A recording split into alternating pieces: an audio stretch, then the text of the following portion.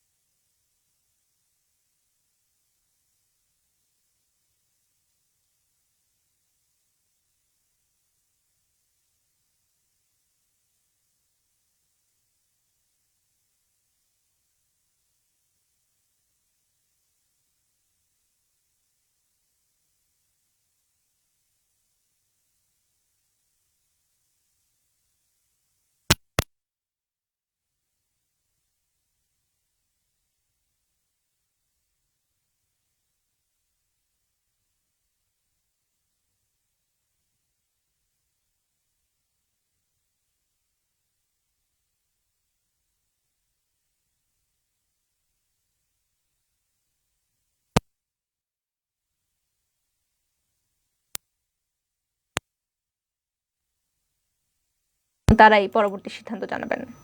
সুপ্রিয় দর্শক শ্রোতা, এতক্ষণ শুনছিলেন বৃহত্তর সিলেট বিভাগের বিভিন্ন খবর। এবারে জাতীয়। রাজধানীর যাত্রাবাড়ির মাতোয়াইলে একটি বাস উল্টে অন্তত 18 জন যাত্রী নিহত হয়েছেন বলে জানিয়েছে পুলিশ। আজ শুক্রবার ভোরে মাতোয়াইল মেডিকেলের সামনের সড়কের ইউলপুরের কাছে দুর্ঘটনাটি ঘটে। বন্ধন পরিবহন নামের এই বাসটি নারায়ণগঞ্জ থেকে যাত্রী নিয়ে রাজধানী ঢাকার দিকে আসছিল। ঢাকা মেডিকেল কলেজ হাসপাতালে পুলিশ ফাঁড়ির পরিদর্শক বাচ্চু মিয়া জানান, মাতোয়াইলের ঘটনায় আহত 18 জনকে হাসপাতালের জরুরি বিভাগে চিকিৎসা দেওয়া হচ্ছে। এর মধ্যে 3 জন বেশি আঘাত পেয়েছেন। আহত ব্যক্তিদের মধ্যে এক নারীর হাতের 4টি আঙুল বিচ্ছিন্ন হয়েছে বলেও জানিয়েছে। ঘটনায় আহত হয়ে হাসপাতালে চিকিৎসা নিতে আসা মনির হোসেন জানান, বন্ধন পরিবহনের যাত্রীবাহী বাস নারায়ণগঞ্জের সাইনবোর্ড পার হওয়ার কিছুক্ষণ পরেই উল্টে যায়। এ সময় বাসের ভিতরে আসন থেকে ছিটকে পড়ে মাথা এবং হাত পায়ে আঘাত পান যাত্রীরা। নরসিংদীর শিবপুরে শাবল দিয়ে আঘাত করে স্বামীকে হত্যার পর থানায় গিয়ে আত্মসমর্পণ করেছেন ঝুনু বেগম নামের এক নারী। আজ শুক্রবার সকাল 10টার দিকে ওই নারী থানায় গিয়ে আত্মসমর্পণ করেন। গতকাল বৃহস্পতিবার রাত 12টার দিকে শিবপুর উপজেলার মাসিমপুর ইউনিয়নের খাওড়া গ্রামে এই হত্যাকাণ্ডের ঘটনা ঘটে। সারা রাত লাশের পাশে বসে থেকে আজ সকালে ওই ঘরে তালা দিয়ে থানায় গিয়ে আত্মসমর্পণ করেছেন ঝুনু বেগম। পরে স্থানীয় লোকজনের মাধ্যমে হত্যাকাণ্ডের সত্যতা নিশ্চিত হওয়ার পর ওই নারীর স্বামীর লাশ উদ্ধার করে পুলিশ। নিহত ব্যক্তির নাম মোফাজ্জল প্রধান। তিনি শিবপুরের মাসিমপুর ইউনিয়নের খড়িয়া গ্রামের মৃত ওয়াজউদ্দিন প্রধানের ছেলে। তার স্ত্রী একই এলাকার মুসলিম উদ্দিনের মেয়ে মোফাজ্জল হোসেন রাজমিস্ত্রির কাজ করতেন। অন্যদিকে ঝুমু বেগম স্থানীয় একটি তৈরি পোশাক কারখানার কর্মী ছিলেন। স্থানীয় লোকজন জানান, ঝুনুর প্রেমের সম্পর্কে জড়িয়ে 20 বছর আগে বিয়ে করেছিলেন। এর আগে ঝুনু বেগমকে অন্যত্র বিয়ে দিয়েছিলেন তার বাবা মা, কিন্তু বিয়ের 2 দিনের মাথায় ওই স্বামীকে ছেড়ে প্রেমিক মোফাজ্জলের কাছে চলে আসেন তিনি। এই দম্পতির 17 বছর বয়সী একটি ছেলেও রয়েছে। এতক্ষণ শুনছিলেন সারা দেশের বিভিন্ন খবর। এবারে আন্তর্জাতিক। অবশেষে কৃষ্ণ সাগর দিয়ে খাদ্যশস্য রপ্তানিতে সমঝোতায় পৌঁছেছে রাশিয়া ও ইউক্রেন। আজ শুক্রবার 22 জুলাই এই সংক্রান্ত একটি চুক্তি সই হতে যাচ্ছে তুরস্কে। দেশটির রাজধানী ইস্তানবুলে দুই পক্ষের প্রতিনিধিরা বসবেন। জাতিসংঘের নেতৃত্বাধীন এই বৈঠকে থাকবেন মহাসচিব অ্যান্তনিও গুতেরেস। তাছাড়া মধ্যস্থতাকারী তুরস্কের শীর্ষ নেতাদের উপস্থিতি হবে চুক্তি সই। তুরস্কের প্রেসিডেন্ট মুখপাত্র ইব্রাহিম কালিন এক টুইট বার্তায় শস্য রপ্তানি চুক্তি, যা বিশ্বব্যাপী খাদ্য নিরাপত্তার জন্য অত্যন্ত গুরুত্বপূর্ণ, বিষয়টি জানিয়েছেন। ইস্তানবুল শুক্রবার প্রেসিডেন্ট রেসেপ তাইয়েপ এরদোয়ান এবং জাতিসংঘের মহাসচিব অ্যান্তনিও গুতেরেস পৃষ্ঠপোষকতায় ইউক্রেনীয় এবং রাশিয়ান প্রতিনিধিদের চুক্তি স্বাক্ষরিত হবে। ইউক্রেন রাশিয়ার যুদ্ধের জেরে বিশ্বজুড়ে খাদ্যপণ্যের দাম কয়েক দফা বেড়ে গেছে, ফলে খাদ্য সংকটে পড়েছে অনেক দেশ। গেল 2 মাস ধরে খাদ্যপণ্যের দাম কমাতে যুদ্ধরত দেশগুলোর সঙ্গে দফায় দফায় আলোচনা করে আসছে জাতিসংঘ ও তুরস্ক। অবশেষে সেই উদ্যোগ সফল হতে যাচ্ছে আজ।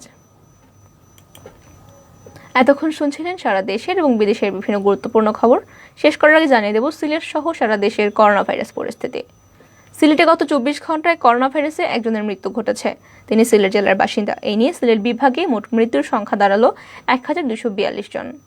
একই সময় বিভাগে 16 জনের শরীরে করোনা ভাইরাস শনাক্ত করা হয়েছে এবং এ নিয়ে মোট শনাক্ত রোগীর সংখ্যা দাঁড়িয়েছে 65,594। আজ শুক্রবার সিলেট বিভাগীয় স্বাস্থ্য অধিদপ্তরের পরিচালক ডক্টর হিমা